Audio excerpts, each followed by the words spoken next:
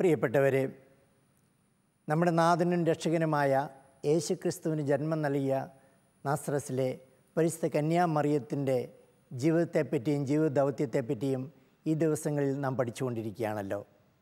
കഴിഞ്ഞ ക്ലാസ്സിൽ നാം പഠിച്ചത് ലോക ചരിത്രത്തെ തന്നെ രണ്ടായി മാറ്റിയ ആ ക്രിസ്തു സംഭവത്തിൻ്റെ ഏറ്റവും ചരിത്ര മുഹൂർത്തമായ മംഗളവാർത്തയെപ്പറ്റിയായിരുന്നു. ആ മംഗളവാർത്തയുടെ ആദ്യ ഭാഗമാണ് നമ്മൾ കഴിഞ്ഞ പ്രാവശ്യം പഠിച്ചത്. ആദ്യ ഭാഗത്ത് ഗബ്രിയേൽ ദൂതൻ ദൈവിക സന്ദേശവുമായി മേരിയുടെ അടുത്ത് വരുന്നു. അപ്പോൾ മേരിയിലുണ്ടായ പ്രതികരണം, പിന്നീട് മേരിക്ക് കൊടുക്കുന്ന സന്ദേശം. ആ മേരിക്ക് കൊടുക്കുന്ന സന്ദേശമാണ് ഇന്ന് നമ്മൾ വിശദമായി പഠിക്കുവാൻ പോകുന്നത്. ഈ സന്ദേശത്തെപ്പറ്റി ലൂക്കായുടെ സുവിശേഷം 1-ാം അധ്യായത്തിൽ 26 മുതലുള്ള വാക്യങ്ങളാണ് നമ്മുടെ പഠന വിഷയം. ആ ഭാഗം ഒന്നെടുത്ത് വായിക്കാമോ? വിശുദ്ധ ലൂക്ക എഴുതിയ സുവിശേഷം 1-ാം അധ്യായം 28 മുതലുള്ള വാക്യങ്ങൾ. ദൂതൻ അവളുടെ അടുത്ത് വന്ന് പറഞ്ഞു, ദൈവകൃപ നിറഞ്ഞവളെ സുസ്തി, കർത്താവ് നിന്നോടുകൂടെ. ഈ വചനം കേട്ട് അവൾ വളരെ അസ്വസ്ഥയായി. എന്താണ് ഈ അഭിവാദനത്തിൻ്റെ അർത്ഥം എന്നവൾ ചിന്തിച്ചു. ദൂതൻ അവളോട് പറഞ്ഞു, മറിയമേ, നീ ഭയപ്പെടേണ്ട. ദൈവസന്നിധിയിൽ നീ കൃപ കണ്ടെത്തിയിരിക്കുന്നു. നീ ഗർഭം ധരിച്ച് ഒരു പുത്രനെ പ്രസവിക്കും. നീ അവന് യേശു എന്ന് പേരിടണം. അവൻ വലിയവനായിരിക്കും, അത്യുന്നതൻ്റെ പുത്രൻ എന്ന് വിളിക്കപ്പെടും. അവൻ്റെ പിതാവായ ദാവീദിൻ്റെ സിംഹാസനം ദൈവമായ കർത്താവ് അവന് കൊടുക്കും. യാക്കോബിൻ്റെ ഭവനത്തിന്മേൽ അവൻ എന്നേക്കും ഭരണം നടത്തും. അവൻ്റെ രാജ്യത്തിന് അവസാനമുണ്ടാവുകയില്ല. ഇവിടെ മംഗളവാർത്തയുടെ ഏറ്റവും സുപ്രധാനമായ രംഗം നാം കേട്ടുകഴിഞ്ഞു. ദൂതൻ മറിയത്തെ കൃപ നിറഞ്ഞവളെ ആനന്ദിച്ചാലും എന്നുള്ള സന്ദേശം നൽകിയപ്പോൾ നാം കാണുന്നുണ്ട്, സുവിശേഷകൻ എഴുതിയിരിക്കുന്നു, ഈ വചനം കേട്ട് അവൾ വളരെ അസ്വസ്ഥയായി. എന്തുകൊണ്ടാണ് അവൾ അസ്വസ്ഥതയായത് എന്ന് ചോദിച്ചാൽ, സ്വാഭാവികമായും അപ്രതീക്ഷിതമായ ഒരു സമയത്ത് അപ്രതീക്ഷിതമായ ഒരു വ്യക്തിയുടെ അടുത്തേക്ക് ഒരു ദൈവിക ദൂതൻ പ്രത്യക്ഷപ്പെടുമ്പോൾ ഉണ്ടാകുന്ന ഒരു സ്വാഭാവിക പ്രതികരണമാകാം. എന്നാൽ ഇവിടെ നാം കാണുന്നത് അതിസ്വാഭാവികമായ ഒരു പ്രതികരണവും കൂടി ഉള്ളതായിട്ടാണ്. കാരണം ഈ വചനം കേട്ട് അവൾ വളരെ അസ്വസ്ഥയായി. വചനം പലപ്പോഴും നമ്മളെ അസ്വസ്ഥരാക്കാറുണ്ട്. അതിന് കാരണമുണ്ട്. പിന്നീട് യേശു പറയുന്നുണ്ട്, വചനം ജീവനാണ്. ജീവൻ എപ്പോൾ കടന്നു വരുന്നുവോ അവിടെ ഒരു അസ്വസ്ഥതയുണ്ട്. എന്താണ് ഈ ജീവൻ? യോഹന്നാൻ്റെ സുവിശേഷത്തിൽ നാം കാണുന്നുണ്ട്, വചനം മേരിയിലേക്ക് എപ്രകാരം കടന്നു വരുന്നുവെന്നും അതിൻ്റെ പ്രാധാന്യം എന്താണെന്നും. യോഹന്നാൻ എഴുതിയ സുവിശേഷം 1-ാം അധ്യായത്തിൽ ആരംഭിക്കുന്നത് തന്നെ ഇതാണ്, ആദിയിൽ വചനമുണ്ടായിരുന്നു, വചനം ദൈവത്തോടു കൂടിയായിരുന്നു, വചനം ദൈവമായിരുന്നു, അവൻ ആദിയിൽ ദൈവത്തോടു കൂടിയായിരുന്നു. പിന്നീട് 14-ാം വാക്യത്തിൽ പറയുകയാണ്, വചനം മാംസമായി നമ്മുടെ ഇടയിൽ വസിച്ചു. ഈ വചനം മാംസമായി നമ്മുടെ ഇടയിലേക്ക് വസിക്കുന്നത് മേരിയിൽ കൂടിയാണ്. അപ്പോൾ മേരിയിലുണ്ടായ ഒരു അസ്വസ്ഥതയാണ് ലൂക്കാ സുവിശേഷൻ ഇവിടെ വിവരിക്കുന്നത്. എന്താണ് വചനം? വചനം അത് മനുഷ്യൻ്റെ അസ്തിത്വത്തിലേക്ക് കടന്നു ചെല്ലുകയാണ്. ഇവിടെ വചനം മാംസം ധരിച്ചപ്പോഴുണ്ടായ അസ്തിത്വ നൊമ്പരമാണ് മേരിയിൽ ഈ അസ്വസ്ഥ ഉളവാക്കിയത്.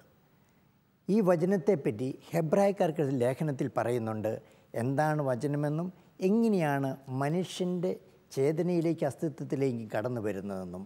ആ ഭാഗം ഒന്നെടുത്ത് വായിക്കാമോ? ഹെബ്രായക്കാർക്ക് ലേഖനത്തിലെ 4-ാം അധ്യായത്തിൽ വചനത്തെപ്പറ്റി പറയുന്ന ഭാഗം. ഹെബ്രായർക്ക് എഴുതിയ ലേഖനം 4-ാം അധ്യായം 12-13 വാക്യങ്ങൾ. ദൈവത്തിൻ്റെ വചനം സജീവവും ഊർജ്ജസ്വലവുമാണ്, ഇരുതലവാളിനേക്കാൾ മൂർച്ചയേറിയതും ചേതനയിലും ആത്മാവിലും സന്ധിബന്ധങ്ങളിലും മജ്ജയിലും തുളച്ചു കയറി ഹൃദയത്തിൻ്റെ വിചാരങ്ങളെയും നിയോഗങ്ങളെയും വിവേചിക്കുന്നതുമാണ്. അവൻ്റെ മുമ്പിൽ ഒരു സൃഷ്ടിയും മറഞ്ഞിരിക്കുന്നില്ല. അവിടുത്തെ കൺമുൻപിൽ സകലതും അനാവൃതവും വ്യക്തവുമാണ്. നാം കണക്ക് ബോധിപ്പിക്കേണ്ടതും അവിടുത്തെ സന്നിധിയിലാണ്. ഇതാണ് ദൈവവചനം സൃഷ്ടിക്കുന്ന ആ വലിയ ചലനം മനുഷ്യജീവിതത്തിൽ. ഇവിടെ നാം കാണുന്നത് ദൂതൻ്റെ വചനം സജീവമായിരുന്നു. ആ വചനം മേരിയുടെ ചേതനയിലേക്കും ആത്മാവിലേക്കും സന്ധിബന്ധങ്ങളിലേക്കും കടന്നു ചെന്നു ഒരു പുതിയ സൃഷ്ടിയായി മേരിയെയും അവിടെ സൃഷ്ടിക്കുകയാണ്. ആ സൃഷ്ടി എന്നത് ദൈവപുത്രൻ്റെ അമ്മയാകുക എന്നാണ്. അതുകൊണ്ടാണ് ആ അസ്വസ്ഥത മേരിയിൽ ഉളവായത്. പിന്നീട് നാം അത് തുടർന്ന് നാം കാണുന്നുണ്ട്. ഗബ്രിയേൽ ദൂതൻ മേരിയെ ധൈര്യപ്പെടുത്തുന്നു, ഭയപ്പെടേണ്ട. ദൂതൻ അവളോട് പറഞ്ഞു, മറിയമേ നീ ഭയപ്പെടേണ്ട. കാരണം എന്താണ്? ദൈവസന്നിധിയിൽ നീ കൃപ കണ്ടെത്തിയിരിക്കുന്നു. നമുക്കെപ്പോഴും ഭയപ്പെടാതിരിക്കുവാൻ വേണ്ടിയിട്ടുള്ള ഏറ്റവും വലിയ കാര്യം നാം ദൈവസന്നിധിയിൽ കൃപ കണ്ടെത്തണം. ഇതാണ് മേരി തൻ്റെ ജീവിതത്തിൽ കണ്ടെത്തിയത്. അതോടുകൂടി മേരിക്ക് ആ സന്ദേശം സ്വീകരിക്കുവാനുള്ള വലിയ ഒരു മനസ്ഥിതി മേരിയുടെ ജീവിതത്തിലേക്ക് ആ സന്ദേശം കടന്നു വരികയാണ്. ഇതാണ് മേരിയിൽ ഉണ്ടായ രണ്ടാമത്തെ പ്രതികരണത്തിന് കാരണമായിരിക്കുന്നത്. മേരി മനസ്സിലാക്കി, ദൈവത്താൽ ഞാൻ തിരഞ്ഞെടുക്കപ്പെട്ടു, എനിക്കൊരു ദൗത്യമുണ്ട്, അത് ഞാൻ നിർവഹിക്കണം. അച്ഛാ, മംഗളവാർത്തയുടെ പ്രധാന ഭാഗം തന്നെ എനിക്ക് തോന്നുന്നു മറിയത്തിന് മാലാഖ കൊടുക്കുന്ന സന്ദേശമാണ്. അച്ഛാ, ഞാൻ ലൂക്ക സുവിശേഷത്തെ ബന്ധപ്പെടുത്തി പറയാം. ലൂക്ക 1:30-31 പറയാണ്, ദൂതൻ അവളോട് പറഞ്ഞു, മറിയമേ നീ ഭയപ്പെടേണ്ട, ദൈവസന്നിധിയിൽ നീ കൃപ കണ്ടെത്തിയിരിക്കുന്നു. നീ ഗർഭം ധരിച്ച് ഒരു പുത്രനെ പ്രസവിക്കും. അച്ഛാ, ഈ വാക്കുകളിൽ തന്നെ മറിയത്തിന് വലിയൊരു ദൗത്യം മാലാഖ കൊടുക്കുന്നുണ്ട്. ഇതിൽ നമുക്കറിയാം, മാലാഖ കൊടുക്കുന്ന ഒരു ദൗത്യം ദൈവത്തിൻ്റെ അമ്മയാകുവാനുള്ള ഒരു വലിയ വിളിയാണ്. അതോടൊപ്പം തന്നെ മറ്റൊരു ദൗത്യം കൂടി കൊടുക്കുകയാണ്. അതിൽ വായിക്കുകയാണ്, നീ അവന് യേശു എന്ന് പേരിടണം. പേരിടുവാനുള്ള ആ ഒരു ദൗത്യം കൂടി മാലാഖ മറിയത്തിന് കൊടുക്കുകയാണ്. അച്ഛാ, അതോടൊപ്പം എനിക്കൊരു സംശയമുണ്ട്. ആദ്യം മാലാഖ പ്രത്യക്ഷപ്പെടുക സക്രിയയുടെ അടുത്തേക്കാണ്. ലൂക്ക 1:13 പറയുന്നു, നിൻ്റെ ഭാര്യ എലിസബത്തിൽ നിനക്കൊരു പുത്രൻ ജനിക്കും, നീ അവന് യോഹന്നാൻ എന്ന് പേരിടണം. അച്ഛാ, ഇവിടെ സക്രിയയോടാണ് മാലാഖ പറയുന്നത് അവന് പേരിടാനായിട്ട്. മറ്റു ഭാഗത്തേക്ക് വരികയാണെങ്കിൽ മറിയത്തോടാണ് ഈ നിർദ്ദേശം കൊടുക്കുന്നത്, നീ അവന് പേരിടണം. എനിക്ക് തോന്നുന്നു അച്ഛാ, ഒരു വലിയ ദൗത്യമാണ് മാലാഖ മറിയത്തിന് കൊടുക്കുന്നത്. എനിക്ക് തോന്നുന്നു ലോകത്തിൽ ഇതുവരെയും ഇത്രയും വലിയൊരു ദൗത്യം മറ്റാർക്കും കൊടുത്തിട്ടില്ല. കാരണം രക്ഷകൻ്റെ അമ്മയാകുവാനുള്ള വിളിയും അതോടൊപ്പം ഒരു പേര് നിർദ്ദേശിക്കും. അച്ഛാ, ഇതിനെക്കുറിച്ച് എനിക്ക് ഒന്ന് പറഞ്ഞുതരാം വൃത്തിയായിട്ട്. ഇതേപ്പറ്റി നമ്മൾക്ക് കൂടുതൽ മനസ്സിലാകണമെങ്കിൽ നമ്മൾ പഴയ നിയമത്തിലേക്ക് കടന്നു ചെല്ലണം. നൂറ്റാണ്ടുകളായി ഇസ്രായേൽക്കാർ ഒരു രക്ഷകന് വേണ്ടി കാത്തിരിക്കുകയാണ്. ആ കാത്തിരിപ്പിൻ്റെ ഒരു പരിസമാപ്തിയാണ് ഇന്നിവിടെ നാം കാണുന്നത്. അത് ദൈവം മേരിയെ തിരഞ്ഞെടുത്തുകൊണ്ട് ഇപ്പോൾ സഹോദരൻ പറഞ്ഞതുപോലെ തന്നെ അവൾക്ക് 2 ദൗത്യം ഏൽപ്പിക്കുകയാണ്. ഒന്ന്, നീ പുരുഷനറിയാതെ നീ ഒരു ഗർഭം ധരിക്കണം. അതിനുശേഷം ആ ഗർഭം ധരിച്ച് കുഞ്ഞിന് ജന്മം നൽകണം. ജന്മം നൽകിയിട്ട് അതുകൊണ്ടും തീർന്നില്ല, അവന് പേര് നൽകണം. പഴയ നിയമത്തിൽ നാം കാണുന്നുണ്ട്, ദൈവം ആരെ എന്തെങ്കിലും പ്രത്യേകമായ ഒരു ദൗത്യത്തിന് വിളിക്കുമ്പോൾ പേര് ചൊല്ലി വിളിച്ചിരുന്നു. സാമുവേലിനെ, ദാവീദിനെ രാജാക്കന്മാരുടെ പുസ്തകത്തിലും പേര് ചൊല്ലി വിളിക്കുന്ന ആ വലിയ പ്രവാചകന്മാരെ നാം കാണുന്നുണ്ട്. ഇവിടെ മറിയത്തോട് പറയുകയാണ്, നീ പേരിടണം. എന്താണ് പേര്? യേശു എന്ന് പേരിടണം. യേശു മിശിഹായാണ്, അയക്കപ്പെട്ടവൻ, ഇസ്രായേൽ പ്രതീക്ഷയോടെ കാത്തിരുന്ന ആ രക്ഷകൻ. ഇനി ഒരു പേര് കൊടുക്കുന്നതുകൊണ്ട് മാത്രമായില്ല, പേരിനനുസൃതമായി ആ വ്യക്തിയെ വളർത്തണം. പേരിന് ഒരു ദൗത്യമുണ്ട്, ആ ദൗത്യത്തിലേക്ക് നയിക്കണം. ഇതാണ് മേരി തൻ്റെ വലിയ കടമയായിട്ട് ഏറ്റെടുത്ത് ജന്മം കൊടുക്കുക മാത്രമല്ല, ആ യേശുവിന് വേണ്ടി ജീവിതം മുഴുവൻ മാറ്റിവെക്കുന്ന നസ്രത്തിലെ മേരിയാണ് നാം കാണുന്നത്. അപകടമുണ്ടാകുമ്പോൾ യേശുവിനോടൊപ്പം ഉണ്ട്, ഈജിപ്തിലേക്ക് പോകുന്നു, തിരിച്ചു വരുന്നു. യേശുവിൻ്റെ പരസ്യ ജീവിതത്തിൽ അവസാനം കുരിശുമരണം വരെ നിൽക്കുന്ന മേരി. ഇതെല്ലാം ആരംഭിക്കുന്നത് ഈ മംഗളവാർത്തയോട് കൂടിയാണ്. അങ്ങനെയാണ് സഹോദരൻ പറഞ്ഞ ആ കാര്യം ഇവിടെ പൂർത്തിയാകുന്നത്. അതായത് മേരിക്ക് കൊടുക്കുന്ന വലിയ 2 ദൗത്യം അത് മേരി പൂർത്തിയാക്കുന്നത് തൻ്റെ ജീവിതത്തിലൂടെ. സഹോദരൻ്റെ ചോദ്യത്തിൽ മറ്റൊരു കാര്യം കൂടി ഉണ്ടായിരുന്നു. സക്കറിയായോടാണ് ദൈവം ആവശ്യപ്പെട്ടത് ജനിക്കാൻ പോകുന്ന ശിശുവിന് പേരിടുവാൻ. എന്നാൽ ഇവിടെ മറിയത്തോടാണ് ആവശ്യപ്പെടുന്നത്. യഹൂദ പാരമ്പര്യമനുസരിച്ച് സാധാരണ പിതാക്കന്മാരാണ് തീരുമാനിക്കുന്നത് തൻ്റെ പുത്രന് എന്ത് പേര് നൽകണമെന്ന്. എങ്കിൽ എന്തുകൊണ്ട് മറിയത്തോട് ദൈവം ഇതാവശ്യപ്പെട്ടു? ഇവിടെ നാം കാണുന്നത് ആ ഒരു വലിയ ദൗത്യം കൂടി മറിയത്തെ ഏൽപ്പിക്കുകയാണ്. പേര് നൽകുക, ആ മറ്റാർക്കും ഈ ലോകത്തിൽ സാധിക്കാത്ത ആ ഒരു വലിയ ദൗത്യം മേരിയിൽ കൊടുക്കുകയാണ്. അവിടെ പാരമ്പര്യമല്ല, ദൈവത്തിൻ്റെ പദ്ധതിയാണ് പ്രധാനപ്പെട്ട കാര്യമായി നിൽക്കുന്നത്. ഇതാണ് മേരി യേശുവിനെ അനുധാവനം ചെയ്യുന്നത് അവസാന നിമിഷം വരെ. സുവിശേഷത്തിൽ മറ്റൊന്ന് കാണുന്നുണ്ട്. യേശു ദൂതൻ്റെ ആ സന്ദേശത്തിൽ പറയുന്നുണ്ട്, അത്യുന്നതൻ്റെ പുത്രനെന്ന് വിളിക്കപ്പെടും, അവൻ്റെ പിതാവായ ദാവീദിൻ്റെ സിംഹാസനം ദൈവമായി കർത്താവ് അവന് കൊടുക്കും, അവൻ്റെ രാജ്യത്തിന് അവസാനമുണ്ടാകുകയില്ല. വളരെ ആഴമേറിയ ഒരു ചിന്തയാണ് ഇതിൻ്റെ പിന്നിലുള്ളത്. യേശുവിൻ്റെ രാജ്യത്തിന് അതിർത്തിയില്ല. ആ രാജ്യം മേരിയിലേക്കും കടന്നു ചെല്ലുകയാണ് ആദ്യമായി. അങ്ങനെ മേരിയും യേശുവിൻ്റെ രാജ്യത്തിലെ ആദ്യത്തെ അംഗമായി തീരുകയാണ്. ഇതുകൊണ്ടാണ് പരിശുദ്ധ കന്യാമറിയമാണ് യേശുവിനെ അനുഗമിച്ച ആദ്യത്തെ ശിഷ്യ എന്ന് നാം പറയുന്നത്. അങ്ങനെ യേശുവിൻ്റെ ദൈവരാജ്യത്തിൽ മേരിയും പങ്കാളിയാണ്. അതാണ് ഈ വചനത്തിൻ്റെ അർത്ഥം വരുന്നത്. അച്ഛാ, ഒരു സംശയമുണ്ട്. ദൈവം മറിയത്തെ ദൈവപുത്രൻ്റെ അമ്മയായി നിയോഗിച്ചുവല്ലോ. എന്നാൽ മറിയമാകട്ടെ ദൈവദൂതനോട് ഒരു ചോദ്യം ചോദിക്കുന്നത് നാം കാണുന്നുണ്ട്. അത് ഇപ്രകാരമാണ്: ഇതെങ്ങനെ സംഭവിക്കും? ഞാൻ പുരുഷനെ അറിയുന്നില്ലല്ലോ. ദൈവിക പദ്ധതികളിൽ ഉറച്ച വിശ്വാസമുണ്ടായിരുന്നെങ്കിൽ മറിയം ഇപ്രകാരം ഒരു ചോദ്യം ചോദിക്കുന്നത് എന്തുകൊണ്ടാണ്? അതോ മറിയത്തിന് ദൈവിക പദ്ധതികളിൽ വിശ്വാസക്കുറവുണ്ടായിരുന്നു എന്ന് ഞാൻ പലപ്പോഴായി ചിന്തിച്ചിട്ടുണ്ട്. അച്ഛനൊന്ന് വിശദീകരിക്കാമോ? നാം കണ്ടു കഴിഞ്ഞല്ലോ ആരായിരുന്നു യേശുവിൻ്റെ അമ്മ. നസ്രത്തിലെ സാധാരണ ഒരു പെൺകുട്ടി. അപ്പോൾ മനുഷ്യ സഹജമായ എല്ലാ സ്വഭാവങ്ങളും സംശയങ്ങളും മേരിയിലുണ്ടാകാം. ലൂക്കായുടെ സുവിശേഷത്തിൽ 1:34 പറയുന്നത്, മറിയം ചോദിക്കുന്നു, ഇതെങ്ങനെ സംഭവിക്കും? ഇത് ഒന്നാമത്തെ കാര്യം. അന്നത്തെ കാലത്ത് കന്യകയായിരിക്കുക എന്നത് ഒരു സ്വാഭാവികമായ കാര്യമായിരുന്നില്ല. അതിനെ സമൂഹം പ്രോത്സാഹിപ്പിച്ചുമിരുന്നില്ല. എന്നാൽ ചില വ്യക്തികൾ മാത്രമേ ആ ജീവിതസ്ഥിതി പ്രത്യേക ഉദ്ദേശത്തിന് വേണ്ടി തിരഞ്ഞെടുത്തുള്ളൂ. മേരിയെ സംബന്ധിച്ചിടത്തോളം അപ്രതീക്ഷിതമായി ഒരു കന്യകയായിരുന്ന മേരിക്ക് ഈ ഒരു സന്ദേശം കിട്ടിയപ്പോൾ ദൈവത്തിൻ്റെ പദ്ധതി മുഴുവൻ മനസ്സിലാക്കുവാൻ സാധിച്ചില്ല. അത് ഒരു വിശ്വാസക്കുറവായിട്ടല്ല വരുന്നത്, തികച്ചും മാനുഷികമായി വന്ന ഒരു സംശയത്തെ ദൈവത്തിന് മുമ്പിൽ തുറന്ന് എളിമയോടെ ചോദിക്കുകയാണ്, ഇതെങ്ങനെ സംഭവിക്കും? ഇതേപ്പറ്റി തന്നെ വിശുദ്ധ അഗസ്തീനോസ് പറയുന്നത്, മേരി അങ്ങനെ ചോദിക്കുന്നതിനോടൊപ്പം തന്നെ അതിൽ അന്തർലീനമായി കിടക്കുന്നത് മേരിക്കൊരു കന്യകയായി തുടരണം എന്നുള്ള ആ വലിയ ആഗ്രഹവും കൂടി ആ ചോദ്യത്തിലുണ്ട് എന്നാണ്. അതുകൊണ്ട് അത് വിശ്വാസത്തിൻ്റെ കുറവല്ല, മേരിയുടെ അഗാധമായ വിശ്വസ്തതയാണത് കാണിക്കുന്നത്. ഇവിടെ മറ്റൊന്നുമുണ്ട്. മേരി സക്കറിയാസിനെ പോലെ അടയാളം ചോദിക്കുന്നില്ല. ആ ദൈവത്തിൻ്റെ ഹിതം മനസ്സിലാക്കിക്കൊണ്ട് മേരി പറയുന്നു, പിന്നീടുള്ള ആ ഉത്തരം നോക്കുക, ഇതാ കർത്താവിൻ്റെ ദാസി. പൂർണ്ണമായി തന്നെ സമർപ്പിക്കുന്നു. ഒരു ദാസി എന്ന് പറയുന്നത് യജമാനന് മുമ്പിൽ തൻ്റെ ആത്മാവിനെയും തൻ്റെ മനസ്സിനെയും തൻ്റെ ശരീരത്തെയും പൂർണ്ണമായി സമർപ്പിക്കുന്ന ആ ഒരർത്ഥമാണ് ദാസി എന്ന് പറയുന്നത്.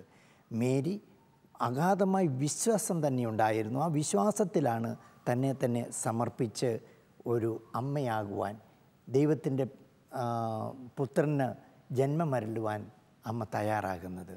അതുകൊണ്ട് അത് വിശ്വാസക്കുറവല്ല, വിശ്വസ്തതയുടെ ആഴമായ അടയാളമാണ് അവിടെ അത് കാണിക്കുന്നത്. അതാണ് പിന്നീടുള്ള സമർപ്പണത്തിൽ നാം കണ്ടെത്തുന്നതും. സുവിശേഷത്തിൽ രേഖപ്പെടുത്തിയിരിക്കുന്ന സംഭവങ്ങളിലേക്കും വചനങ്ങളിലേക്കും നാം കടന്നു ചെല്ലുമ്പോൾ എത്രയോ അഗാധമായ അർത്ഥമാണ് അതിനുള്ളത്. നമ്മുടെ എല്ലാം മനുഷ്യ ജീവിതത്തെ മുഴുവൻ ബാധിക്കുന്ന, മനുഷ്യരക്ഷ നൽകുന്ന എത്രയോ സംഭവങ്ങളാണ് ഉള്ളത്. ഇന്നത്തെ ഈ ക്ലാസ്സിൽ പങ്കെടുത്ത നിങ്ങൾക്കെല്ലാവർക്കും ഞാൻ നന്ദി പറയുന്നു. പരിശുദ്ധ അമ്മയുടെ പ്രത്യേകമായ സംരക്ഷണവും അനുഗ്രഹവും നിങ്ങളോടും നിങ്ങളുടെ കുടുംബത്തോടും കൂടി എപ്പോഴും ഉണ്ടായിരിക്കട്ടെ എന്ന് ഞങ്ങൾ പ്രാർത്ഥിക്കുകയും ചെയ്യുന്നു. എല്ലാവർക്കും ഒരിക്കൽ കൂടി ഹൃദയംഗമായ നന്ദി.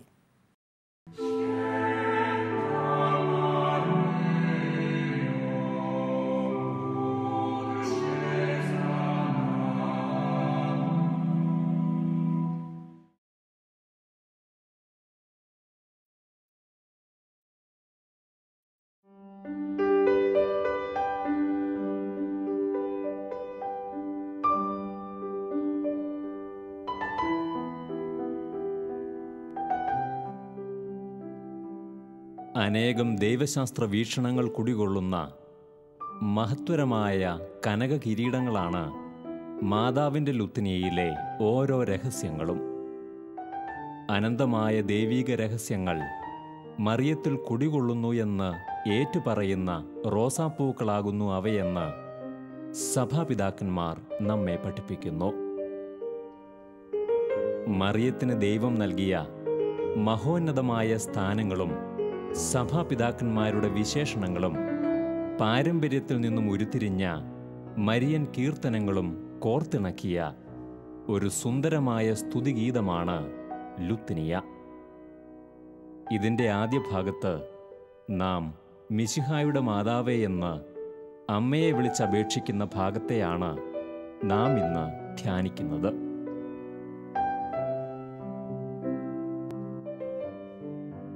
മിശിഹ എന്നത് അഭിഷിക്തൻ എന്നാണ് അർത്ഥമാക്കുന്നത്. തങ്ങളെ പാപത്തിൽ നിന്നും മറ്റ് കഷ്ടതകളിൽ നിന്നും മോചിപ്പിക്കുന്ന ഒരു മിശിഹ കടന്നുവരുമെന്ന് യഹൂദജനം വിശ്വസിച്ചിരുന്നു. ഇതിനായി അവർ വളരെയേറെ പ്രാർത്ഥനകൾ അനുഷ്ഠിച്ചു പോന്നു. ചില പെൺകുട്ടികൾ അതിന് തൻ്റെ ഉദരം ഒരുക്കപ്പെടുന്നതിനായി ദേവാലയങ്ങളിൽ പോയി ജീവിച്ചിരുന്നു.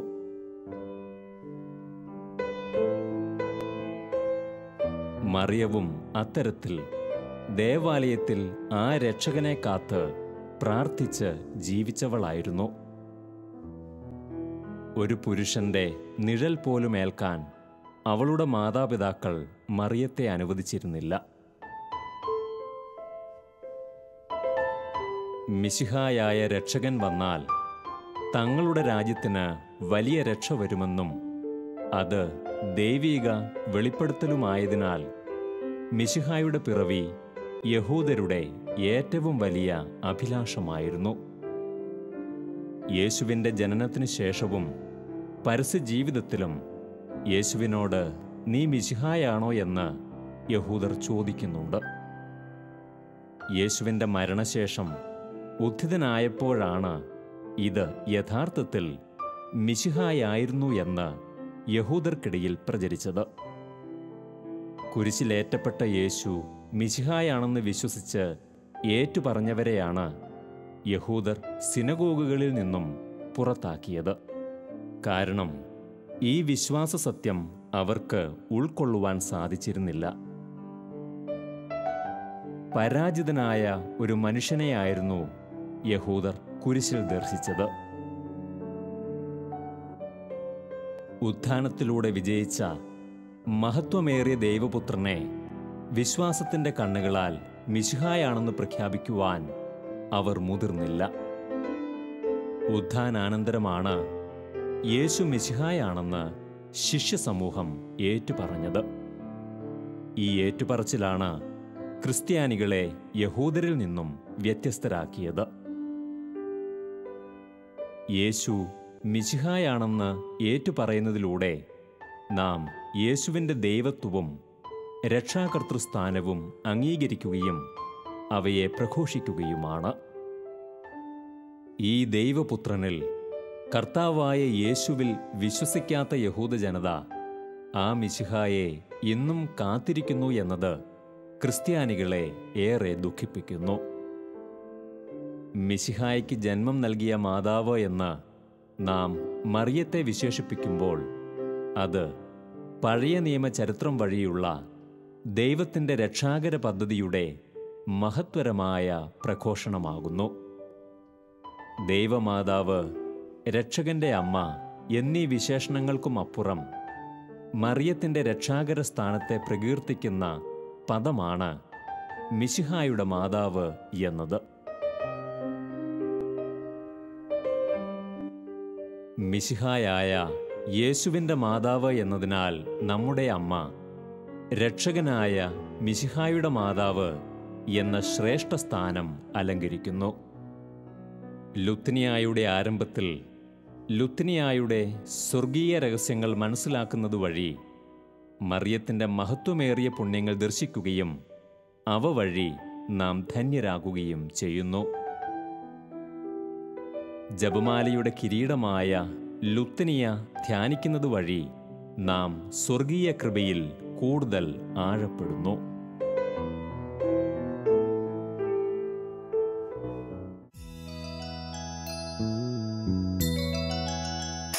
ഹൃദയം പകർന്നു വിളിക്കുമ്പോൾ അരികിൽ വരും അമലോത്ഭവയാമമ്മ, മിഴിനീരൊപ്പിത്തഴുകിത്തലോടും അനവദ്യ സ്നേഹമമ്മ. ഹൃദയം പകർന്നു വിളിക്കുമ്പോൾ അരികിൽ വരും അമലോത്ഭവയാമമ്മ, മിഴിനീരൊപ്പിത്തഴുകിത്തലോടും അനവദ്യ സ്നേഹമമ്മ.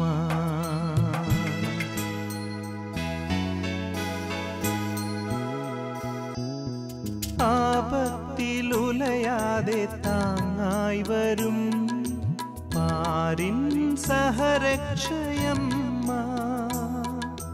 പാപത്തിൽ വീഴാതെ തുണയായി വരും പരിശുദ്ധ കന്യയാണമ്മ. പരിശുദ്ധനേശുവിൻ തിരുസന്നിധിയിൽ മാധ്യസ്ഥ്യമേകുന്നോരമ്മ, മക്കളെ കാക്കുന്ന മരിയാമ്പിക, ഹൃദയം പകർന്നു വിളിക്കുമ്പോൾ അരികിൽ വരും അമലോത്ഭവയാമമ്മ, മിഴിനീരൊപ്പിത്തഴുകിത്തലോടും അനവദ്യ സ്നേഹമമ്മ. ഹൃദയം പകർന്നു വിളിക്കുമ്പോൾ അരികിൽ വരും അമലോത്ഭവയാമമ്മ, മിഴിനീരൊപ്പിത്തഴുകിത്തലോടും അനവദ്യ സ്നേഹമമ്മ.